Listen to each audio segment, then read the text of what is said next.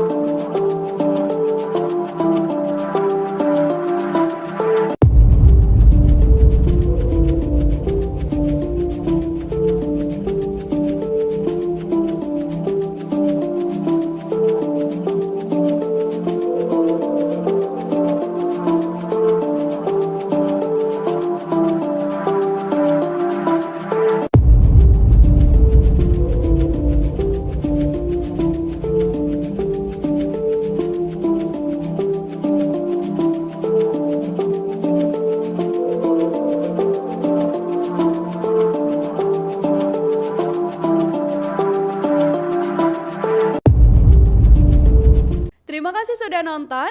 Jangan lupa like, subscribe, dan share ya.